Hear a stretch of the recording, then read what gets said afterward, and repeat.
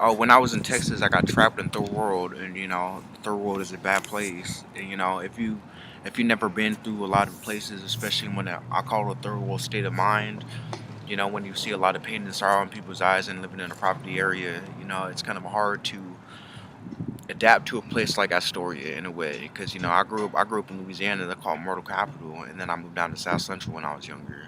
So when you see pain and sorrow and hate, especially when they bring it out in you when you don't want it. If you have happiness, they try to shut it out as much as possible. Even here in Astoria, a lot of people are not grateful a lot of stuff, especially since I traveled. It's so easy to get caught up in modern day life and not be thankful for a lot of stuff, especially if you haven't seen true pain and sorrow in people's eyes. It's really hard to talk about with a lot of people too, especially with my experience in traveling a lot. A lot of people are so close-minded, not open-minded to the point that they don't know what somebody else goes through, and especially when they see something that you can pinpoint, especially when you look into a person's eyes and communicate.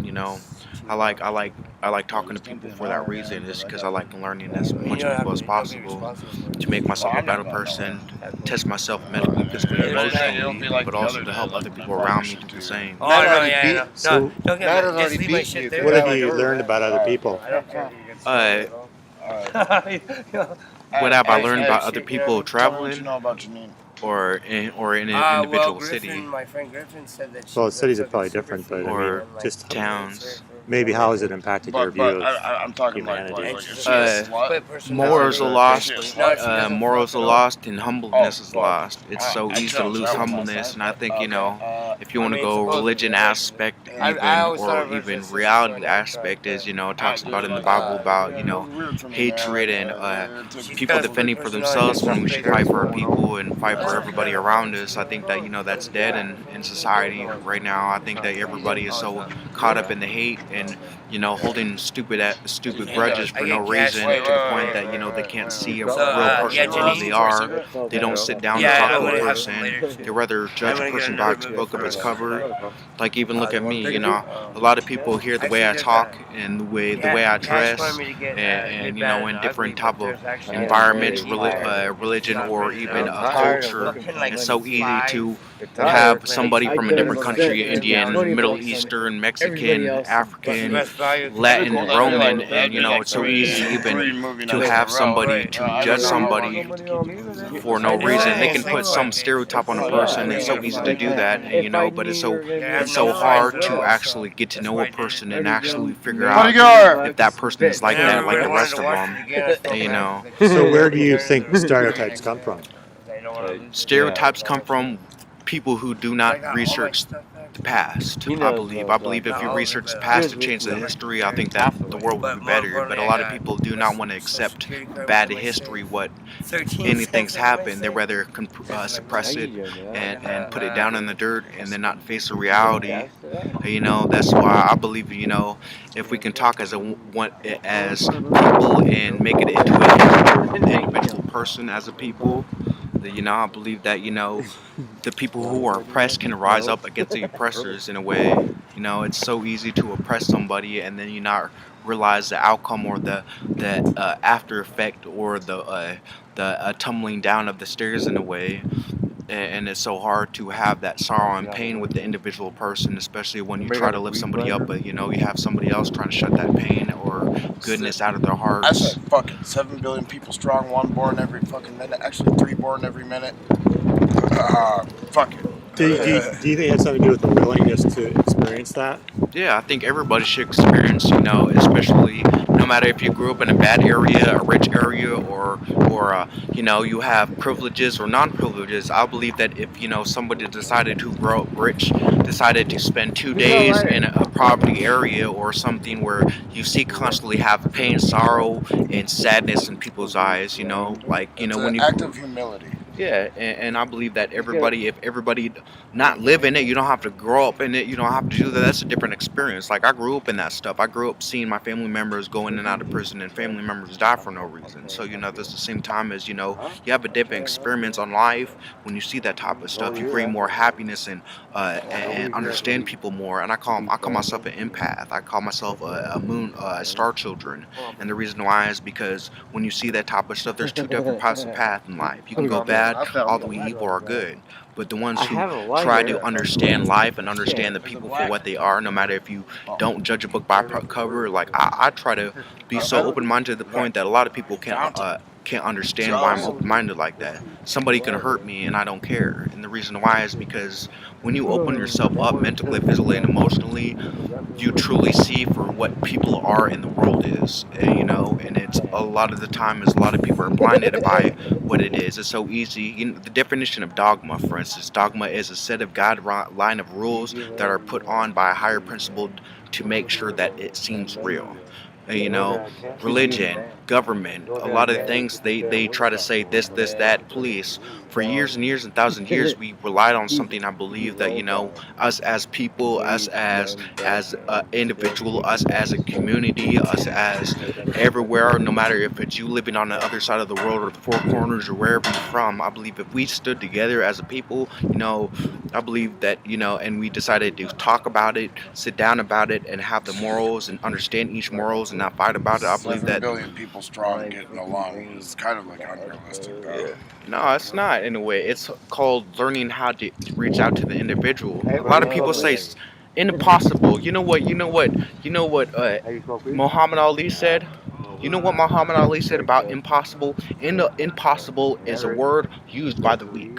And the reason why is because impossible is something that it's a fake reality. When you put a fake reality, it's so easy to manifest something that you dream of or have a dream or have an ambition that you're chasing. If you're not going to chase your ambition or your dream to the fullest, then why are you living? A lot of people are so content with this low society, I guess. But I believe everybody was here, born under a star, no matter your Cancer, Gemini, no matter what it is. I believe that if you push yourself mentally, physically, and emotionally, that you will achieve whatever you are meant to achieve. I believe that a lot of people don't want to accept of looking inside themselves, to humble themselves. Do you ever feel like barriers do prevent people from achieving their goals? I think fear is. I don't think barriers are. I think the fear is what it comes down to everything. I think that if you didn't have fear and if you understood fear in the right way, then you wouldn't be able to put those barriers up.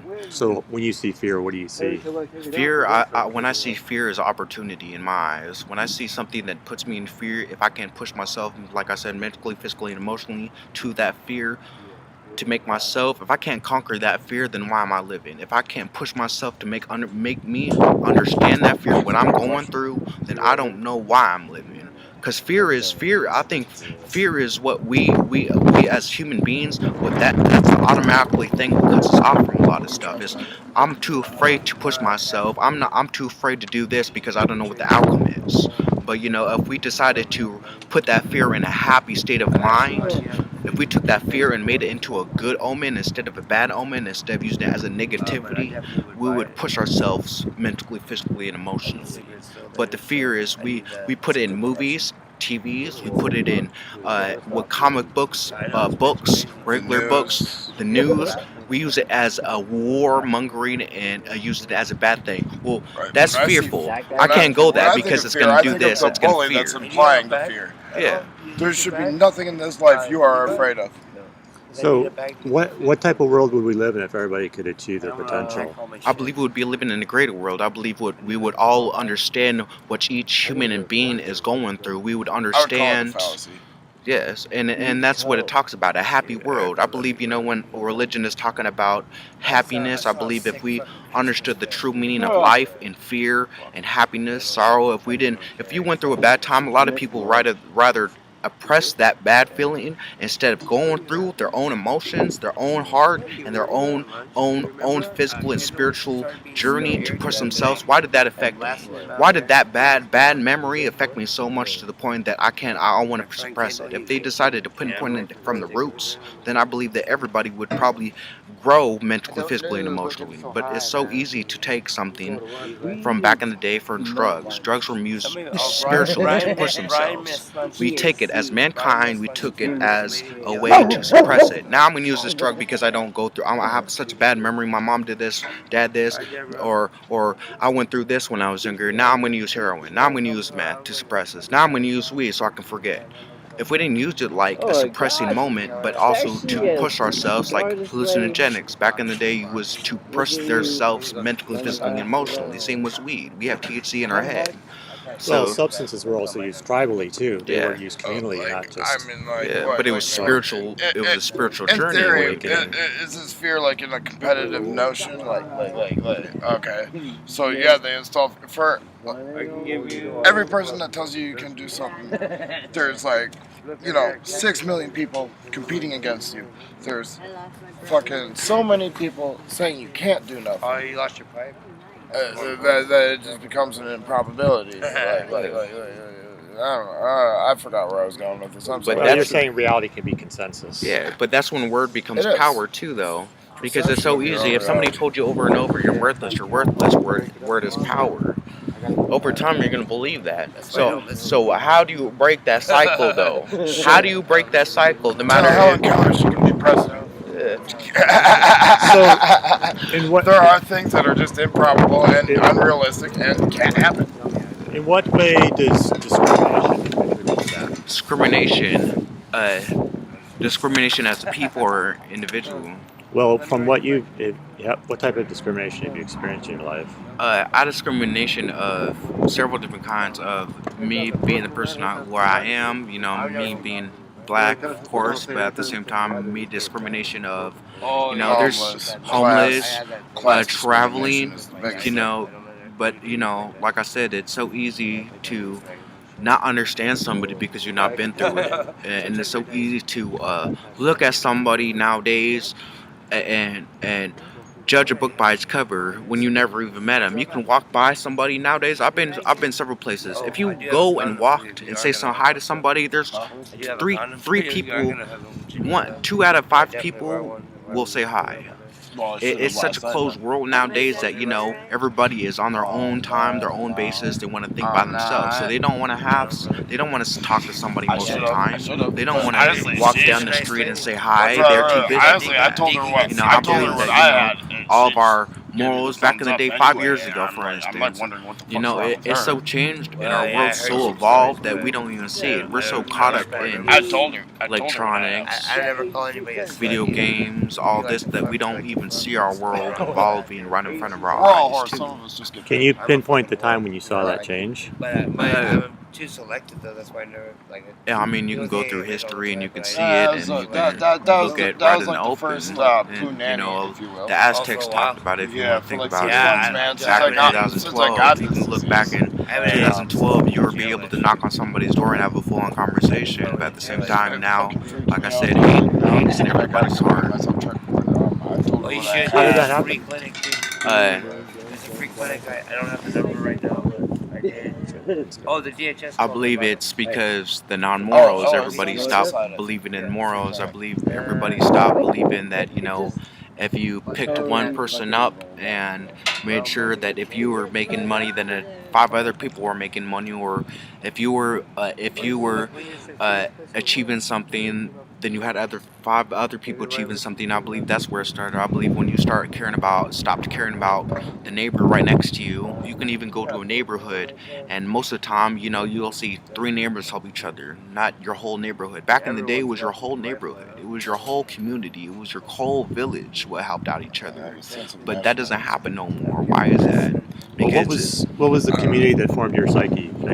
gave you this insight? I grew up in the South. I grew up with my mom's believing in morals. You know, yes ma'am, no ma'am, helping out your family members, helping out your neighbors.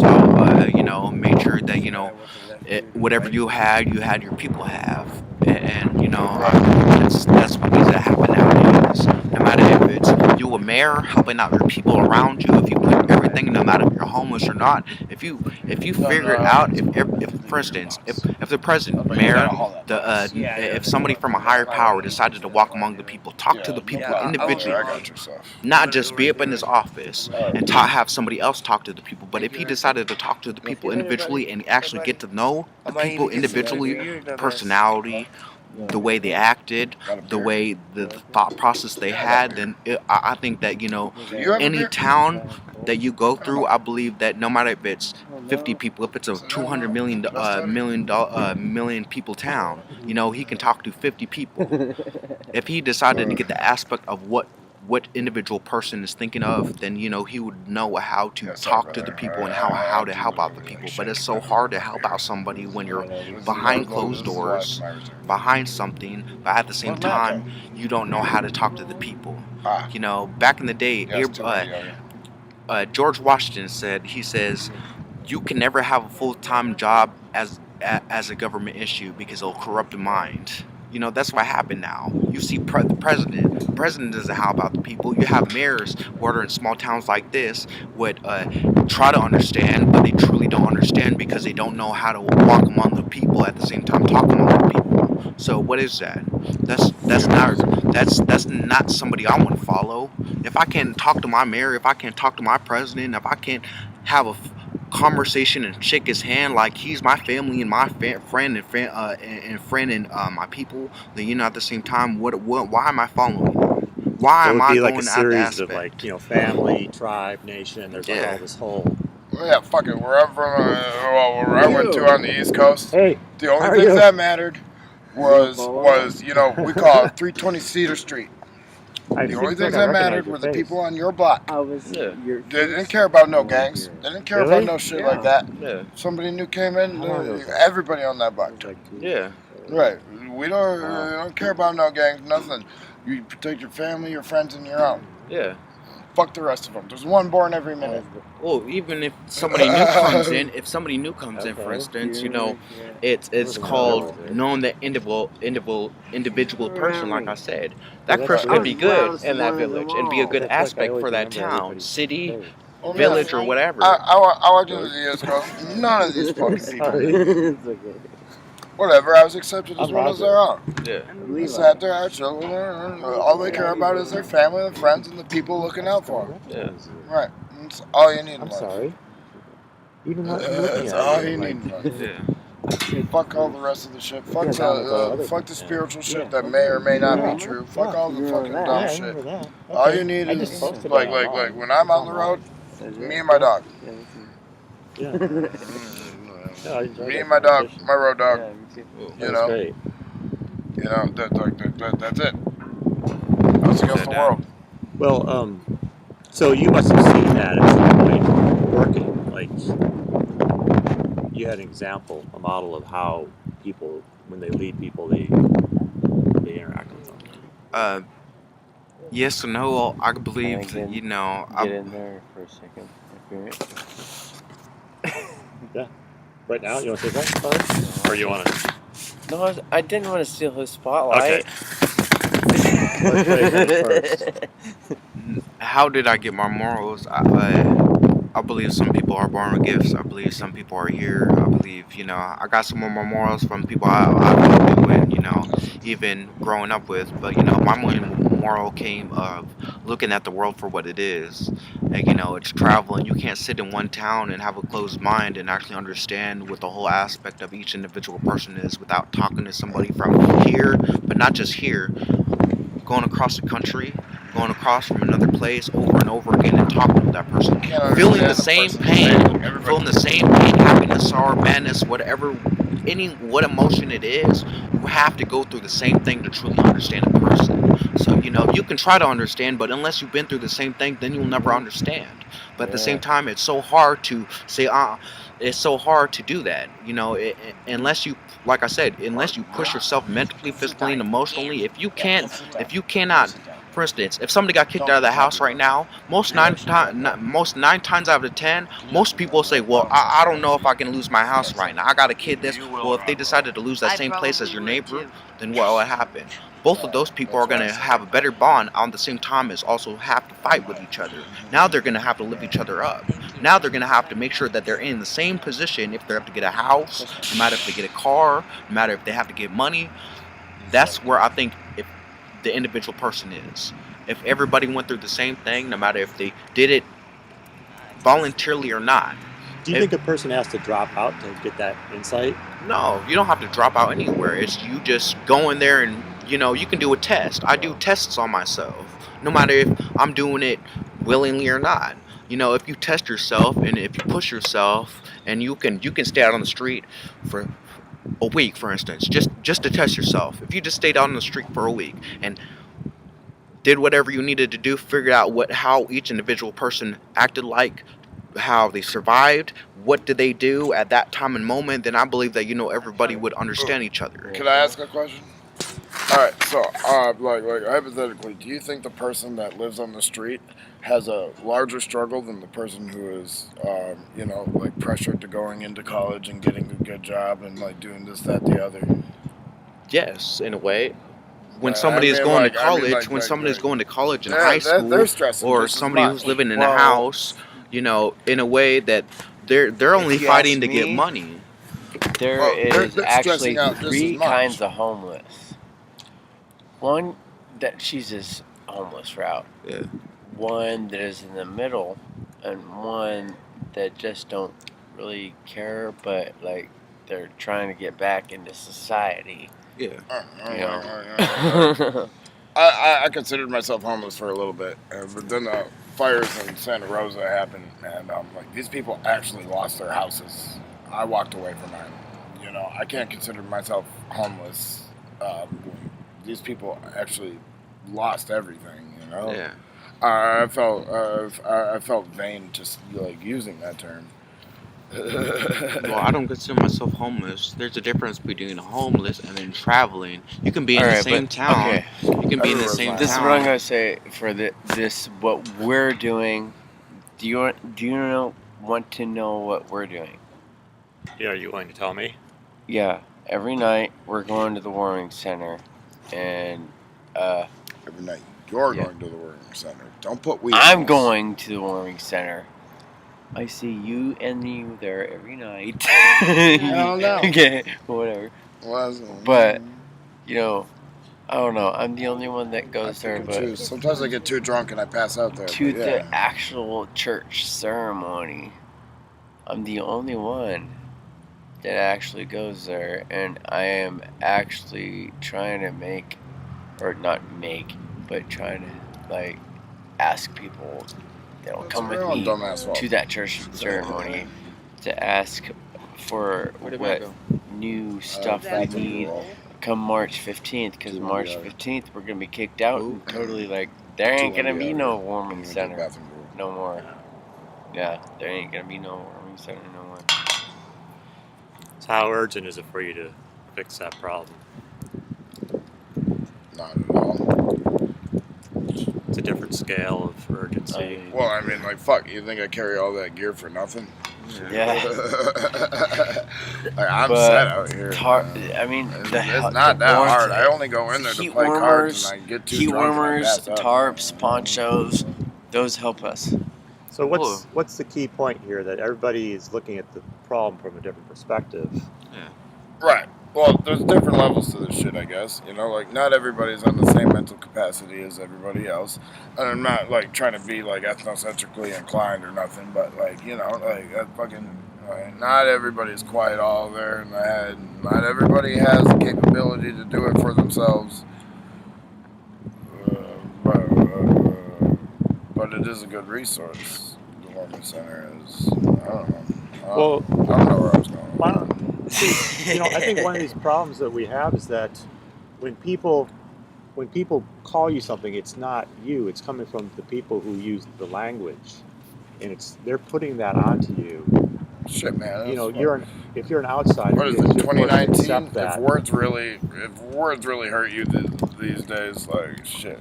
Does words have words impact on our really make society, a matter? and they Because create laws. if they did, this tape Like here really, people would are make a still getting difference, offended. But that's why I said, that's why I said it's you talking to the individual person, because like I said, it's so easy for somebody who's over here or over on the corner, even walking by, to say something about me or him or somebody who's living on the street. Now you have an aspect. Now you put an image in everybody else's mind that's the way that community acts. So if we all learned that in school, what would happen to racism?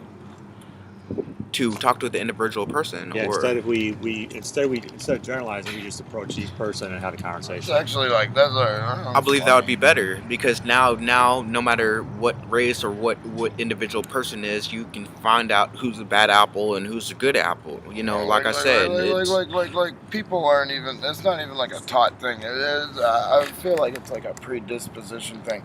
Like nobody was really taught racism in my hometown. I was the only black kid in fucking high school. Well, only kid of color in high school. And You're fucking and just shut the fuck up, Levi, or I will stomp your teeth. I'm not. I'm kidding. Okay. I love you. Anyway, I love you. Like you're like I didn't even know what the word nigger meant until I was in like the 4th grade. And they taught us in history class, but still, some kids would like sit there on the bus, try to scratch me, like fucking try to make me their coat. It's just like one of them things. I don't know. People don't understand what's different. I believe it's not learning the history, because like for instance, I'll tell people about what it means. It means black skin. You can look it up on the internet, the origins. There's a difference between the Webster dictionary and what means ignorant and stupid. Well, it's over time, when you suppress a race or suppress a person, they cannot read, write, go to school. Guess what happens to a person? They become ignorant. They become stupid in the mind. So afterwards, is you saying that over and over, guess what? Now that word completely means a different thing, and that's the downfall with America. They don't want to look at the history of what they did. America's history is so dark. See what stupid is, though. Like I swear to God, I see some like mentally handicapped kids walking around the street having more fun than me in life. Yeah. Like who's to perceive what dumb is and dumb ain't? Like, I argue that the more you think, the more you suffer. Yeah. Right. Well, yes, in a way, because you're also taking up a bigger burden. When you're thinking and using your mind, you're also having the knowledge to make a difference in the world. Always be more questions than answers. And so, when you start worrying about the answers, that's why knowledge is power, though. That's why that saying came out. Is a lot of people got killed for knowledge, no matter if it's in history or not.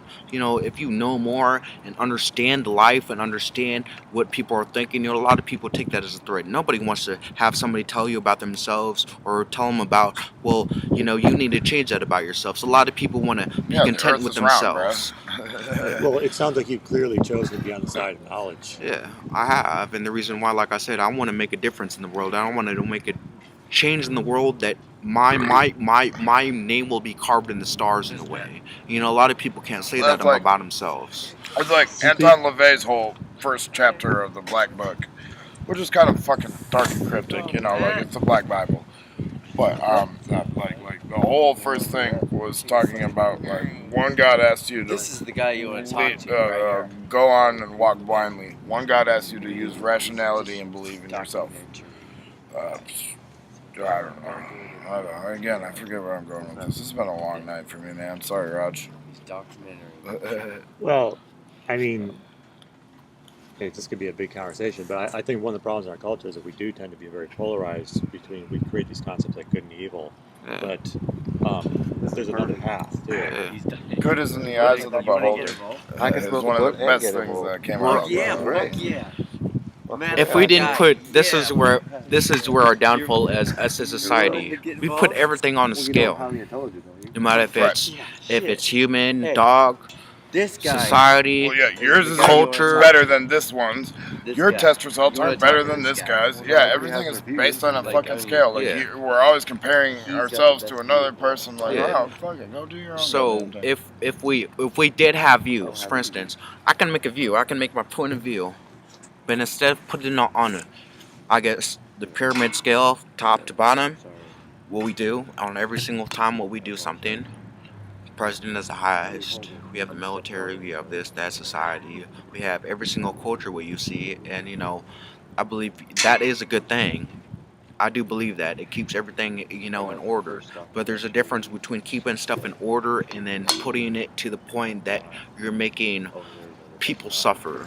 Even what we're doing as America, and you can look at back into history, we're doing the same thing what the Romans and Greeks did and the Egyptians did: suppress, conquer, and divide. Well, the Romans were the first democracy, and they fell after like 200 years. Yeah, but America's doing the same thing right now. Anarchy has been proven to be completely impossible. Like, you can't do what everybody wants to fucking do, because people are born like sheeps and wolves. Like, no matter what, somebody's gonna follow another person. There's no such thing as like traditional true anarchy. But that's why you break the cycle. Well, there's a certain kind of predestined part of that too, that you have to have the awareness in order that you might be on that path to start to change the path. And it's being aware of something. Like I said, it's a lot of people. I have my thinking process are different is because I research everything. I make sure that not just one way, 5,000 different ways. If I have to spend 5 years researching something, then that's the way to go. And I believe that that's the difference between old culture and new culture. It's so easy to look something up on the internet one time and then believe that's real. But how can you look? People don't use the internet real smart. They say, well, you don't. Yeah, you don't believe everything what's on the internet, but also it takes time and effort to research it. So no matter if it's you going across the country to find out if that's true or not, or you researching it in a book, no matter if it's you researching it on the internet or you meditating and looking it to a higher glance, there's so many different ways of learning knowledge that we don't understand no more. Well, that's part of the humbleness. Yeah. Okay. So they tried to teach me that in the group home. And it took me a little bit to like kind of figure it out, but it kind of made me like a little soulless monster. Nobody. It was one of the criminal behavior patterns, and that was a feeling of uniqueness. And nobody is unique. You are no better than the next person. And, I don't know. Is that true? Huh? Is that true? One born every minute. Fuck, there's 6 out here in the world right now that look exactly like me, like to the fucking DNA strand and everything. Like, I got 6 doppelgangers in this world statistically. There might be more, who knows? Nobody's unique. Shit. I'll just be. So where do you believe is your place in this world? Where do I believe is my place in this world? I believe my place in this world is to change the world and make sure that everybody should open their eyes to knowledge, and that's how it's going to change. Is like I said, is making sure you learn from the past to the future, because how everything repeats itself over and over again is because nobody wants to break that cycle. Nobody wants to break that mentally, physically, and emotionally cycle, not from history, not from the future. And it's so hard for somebody to, like I said, it might take me being 90 to even accomplish this. But at the same time is